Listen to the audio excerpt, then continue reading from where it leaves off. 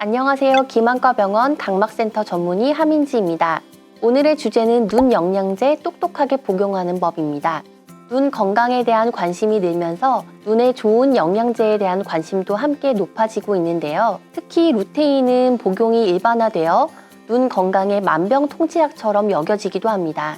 그런데 이런 눈 영양제들, 눈 건강에 좋기만 한 것일까요? 알고 먹으면 눈 건강에 도움이 되지만 아무렇게나 먹었다간 되려 건강에 좋지 않을 수 있는 눈 영양제. 오늘은 눈 영양제의 올바른 복용법에 대해 알려드리고자 합니다.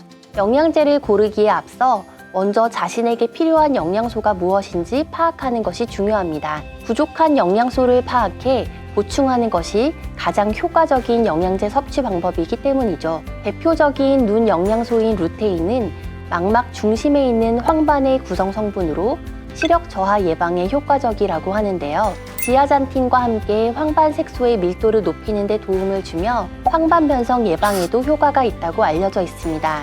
아스타잔틴과 빌베리 추출물은 혈액과 영양 성분의 원활한 공급에 도움을 줘서 눈의 피로 개선에 효과적이고, 오메가3는 눈의 건조함 개선에 도움이 된다고 하죠. 이렇듯 각 영양소의 역할이 다른 만큼 필요에 따라 올바른 영양소를 섭취하는 것이 중요하겠는데요. 다만 인체의 영양소는 부족했을 때 문제가 발생할 수 있지만 일정 수준 이상을 섭취하면 오히려 효과를 보기 어렵습니다.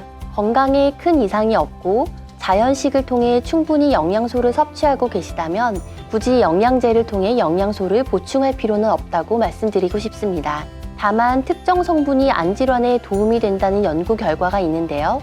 건성 황반 변성이 어느 정도 진행된 경우 루테인을 기본으로 한 약을 장기간 섭취하면 습성 황반 변성으로 진행되는 것을 막아주는 효과가 있다고 합니다.